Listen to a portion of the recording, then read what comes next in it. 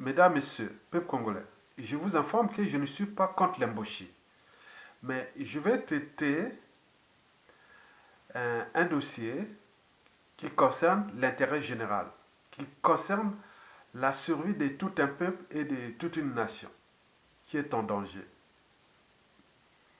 Mesdames, Messieurs, peuple congolais, l'embauche devient-il le danger de la survie d'un peuple et de toute une nation? Pour ma part, et dans 97% des cas, la réponse est oui. Et pourquoi? C'est pour trois raisons. La première raison est politique. Parce que quand on parle de Mboshi, de la tribu Mboshi, on pense tout naturellement au dictateur Denis Sassou Nguesso, sa tribu. Or, celui-ci n'a cessé de briser des vies, de surendetter pour rien un pays qu'il a ruiné et détruit, qui devient une poudrière, un pays en faillite.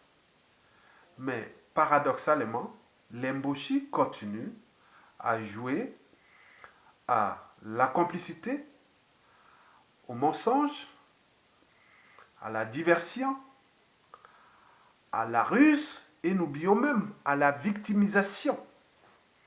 Alors que toutes les postes de responsabilité dans ce pays est aux mains d'Mboshi.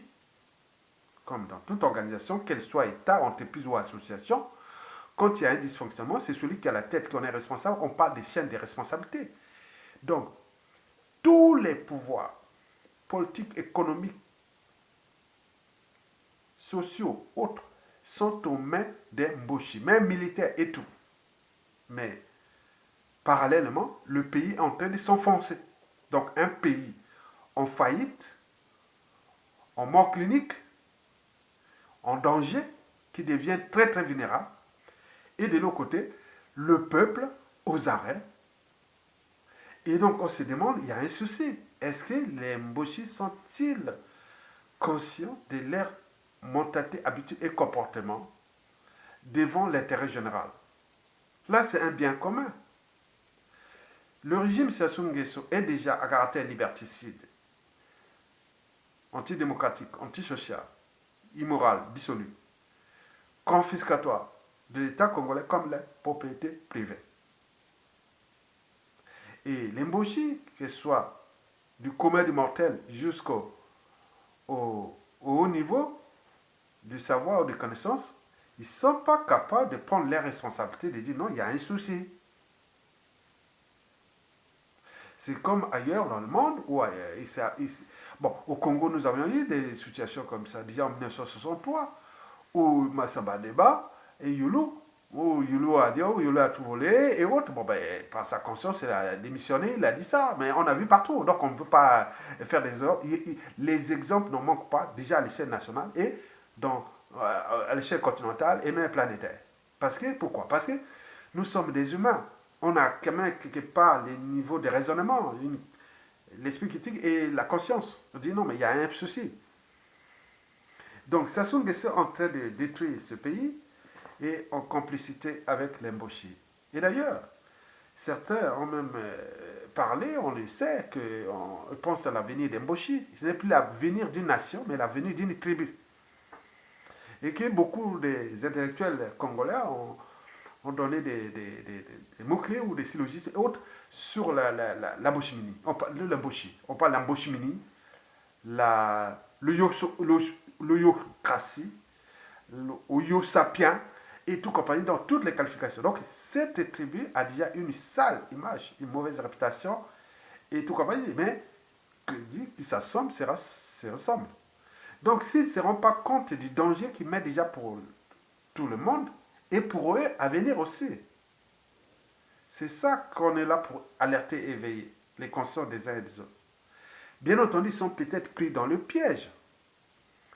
Mais le piège, il n'y a qu'une poignée d'individus qui sont au commandement. Hein? Moins de 1000 personnes. Mais derrière eux, ils sont tous là, ils peuvent déjouer cet état d'esprit qui consiste à détruire des millions de vies, à mettre tous les pays sous tension et à les détruire, les ruiner, parce qu'aujourd'hui, la réalité est là. Sassou a détruit ce pays avec l'Mboshi. C'est que l'opinion nationale, euh, oui, juge. Oui, juge que bon, ben, c'est l'Mboshi qui ont détruit ce pays. Parce que nous, en Afrique, avant d'être homme politique, intellectuel, militaire, tout compagnie, on est avant tout d'appartenance, soit tribale, ethnique et autres. Mais aujourd'hui, on voit que, quand même, ils ne pourront pas les contester, les Mboshi. Tous les postes, les fonctions de responsabilité sont aux mains des Mboshi. Et que le pays est en train de s'enfoncer. Donc, ils ont cette responsabilité culturelle, politique et historique. On est très bien d'accord. Donc, aujourd'hui, le Congo est en danger, en partie à cause des Mboshi. Parce que devant l'injustice, l'oppression et la barbarie, si vous choisissez de ne rien faire, soit vous êtes complice ou vous devenez une grande partie du problème. Donc les Mboshi deviennent une partie du problème, puisque tout est concentré dans votre tribu. Ça, c'est la première raison. Donc c'est les dangers. Donc les Mboshi mettent en danger tout un peuple. Parce qu'il y a cette concentration de pouvoir et qui ne veulent entendre raison au peuple et qui souhaite s'affranchir du joug de la tyrannie pour repenser une nation nouvelle. Mais là, on est bloqué, on est dans les statu quo, on est, voilà, donc vous comprenez, c'est le danger qui touche ce pays et le peuple. Bon, la deuxième raison est en rapport avec la survie du peuple et de leur nation, c'est-à-dire les peuples congolais qui est aux arrêts et cette nation qui est en faillite, qui est en train d'être démolie. Donc, il faut se dire que les Mboshi ont déjà une mauvaise image, une mauvaise réputation. Ils ne sont pas nombreux. Donc, quelque part, ils se sentent en danger après Sassou Nguesso par rapport à ce qu'ils ont fait comme mal dans ce pays.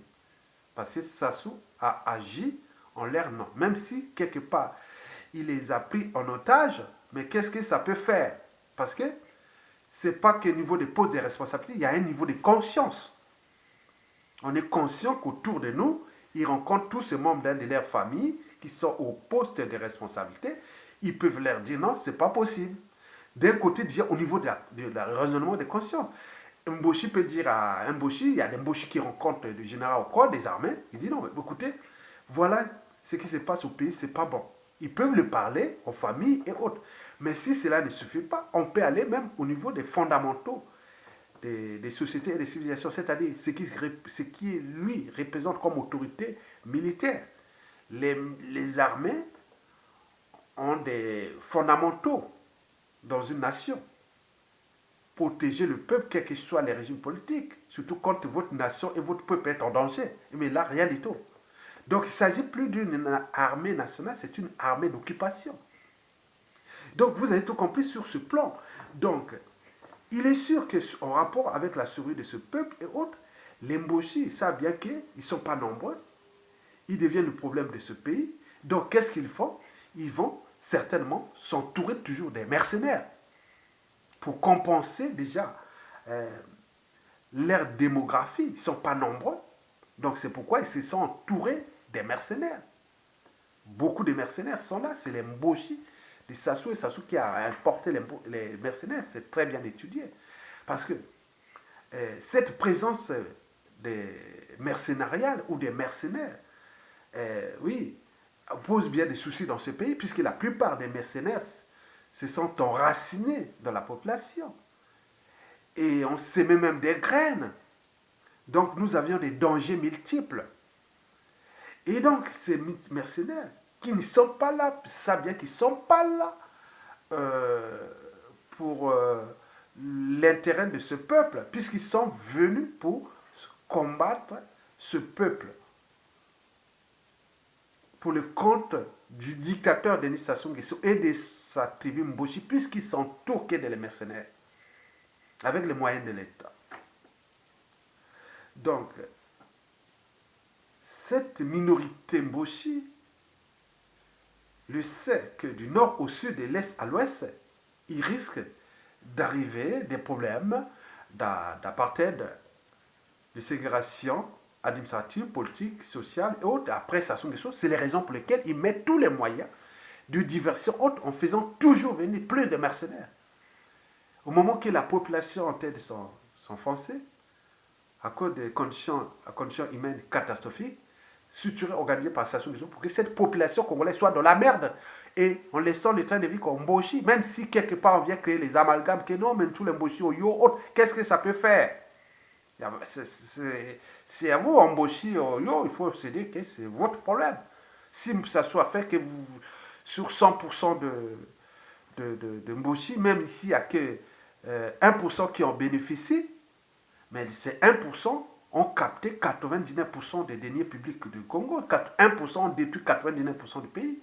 Et comme ils se sont toujours en votre nom, donc c'est à vous de prendre votre responsabilité. On vous a envoyé des vidéos, des lettres, des rappels, mais ça ne passe pas, donc vous donnez le problème.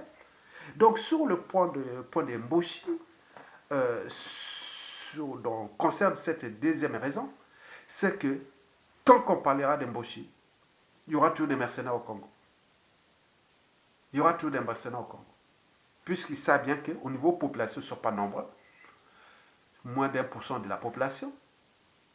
Et donc, pour maintenir leur pouvoir qu'ils souhaitent éternel entre eux, donc ils sont obligés d'importer une force étrangère. Et cette force étrangère, c'est les mercenaires. Mais il faut la payer et autres. Là, c'est un autre problème qui commence à poser à ces forces étrangères. Et qui, il faut les rappeler ici, d'après les officiers, ils auront certainement des soucis, puisqu'il y a tout un recensement général, démographique, et beaucoup de choses. Peut-être beaucoup, certains seront déjà, ils vont fuir avant, très bien.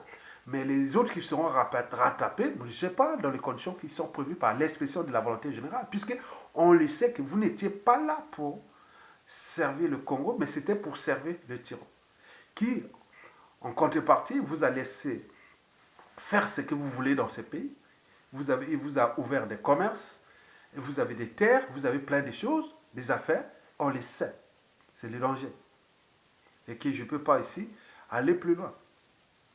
Donc, la deuxième raison là, il faut se dire que Congolais, ne soyez plus ni naïfs, ni passifs, autres. Tant que Sassou sera là, avec ses pouvoirs embauchés, on parlera toujours des mercenaires, des milices. Ça ne s'arrêtera jamais. Le reste n'est que diversion. Et puis, arriver problème, par exemple, des finances qui commencent à s'étioler, il n'y a plus d'argent. Mais ils ont eu des contreparties, ils ont des terres, ils ont des commerces, ils ont des prix, ils peuvent survivre, hein, parce qu'ils savent bien que certains aussi sont quelque part un peu déracinés, hein. Donc ils sont maintenant là, et ils ne savent plus aller chez eux ou autre. Donc ils croient que, bon, ils sont là. Ils croient que tant qu'il y aura Sassou, peut-être qu'il y aura Okemba, Kiki, Coco, Papa, et puis voilà, tout ce monde-là, ils vont faire tout ça pour prendre le contrôle, continuer. Donc ils savent, ils ont les sens de détail. C'est un esprit de survie. Au moment que vous jouez à la naïveté, à la passivité, mais ils ont l'instinct de survie parce qu'ils savent qu'ils sont en danger. Quand vous êtes en danger, vous prenez tous les risques, même jusqu'à la mort. Donc c'est ça. Donc nous devons aller à l'affrontement entre Sassou Nguesso, le Mboshi, et avec les mercenaires et nous. Donc c'est la solution ultime, que ce soit les Teke, que ce soit les Ngala, que ce soit les Congo, tout le monde, on est là en danger. Parce que voilà la solution. Je vous l'ai dit que c'est une information qui vient des réseaux secrets. Il dit non, tant que Sassou sera là, les mercenaires seront là, ils sont là prêts à se battre avec nous. Maintenant, au niveau du renseignement militaire, au niveau de tout le monde, on a tout ça du nord au sud, ils savent bien qui sont ces gens-là. Mais à nous d'éveiller les consciences que voilà le danger.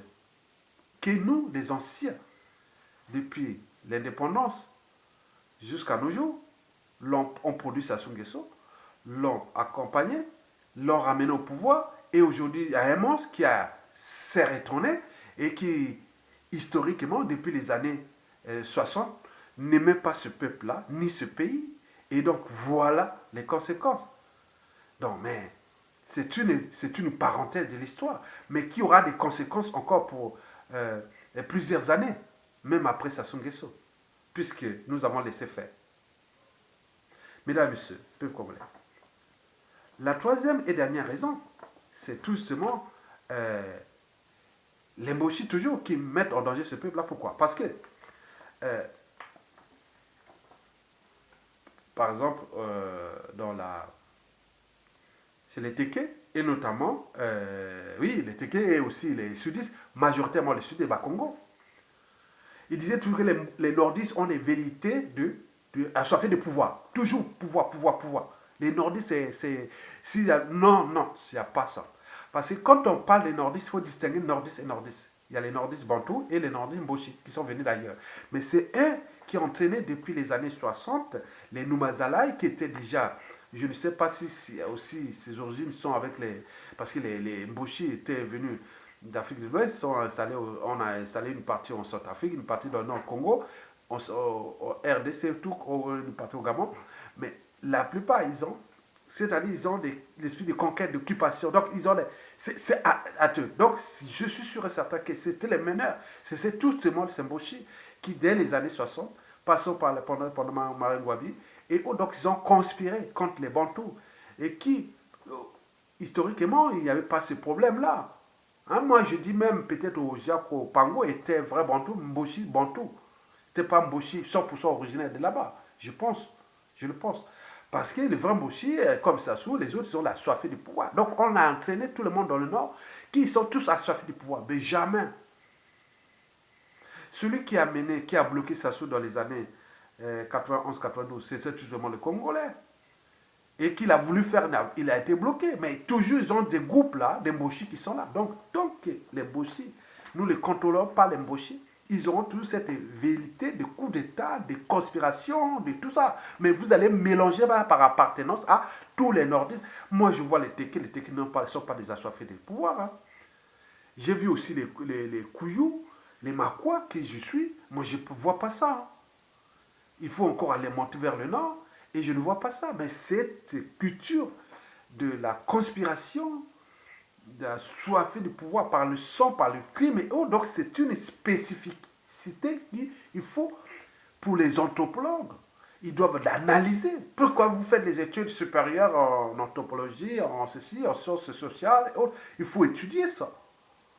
Que cette histoire-là, c'est un individu qui est là. Mais derrière lui, il y a une génétique particulière qui est de la confiscation du pouvoir et autres. Comme disait déjà l'adjoint de Brazza, Edmond Ponel, déjà à la fin du 19e siècle, exactement en 1885, quand il traitait les problèmes des Mboshi, tenant compte de ce qu'il avait vu comme réalité en partant du bas à Lima, à Pombo, où les problèmes des rapports entre les Téké et les Mboshi, qui étaient vraiment que les Mboshi, on abusait des Téké, on en parlait déjà à la fin du 19e siècle. On l'a le bas à Lima jusqu'à les Téké à Lima vers Okoyo. On en parlait toujours des problèmes, des rapports conflictuels entre les Mboshi et les Téké, qui les Mboshi ont toujours pris les Téké comme des sous-hommes, ils ont toujours exploité, et parfois, ça a été décrit dans ces écrits-là, avec des dates, des heures et autres. Vous avez vu, c'était un travail intellectuel. Donc nous pouvons écrire ça, les ethnologues, et anthropologues et tout ça, ils peuvent étudier aujourd'hui la problématique pour qu'on laisse quelque chose pour le futur. Parce qu'un peuple qui n'a pas de mémoire commune, collective, ça restera toujours dans la récurrence des mêmes erreurs. Si on reste sur les émotions, par exemple, ce que Jean-François Dengue a fait au professeur quoi par appartenance, Téké, c'est égal au commissaire de ça. Vous voyez déjà ça.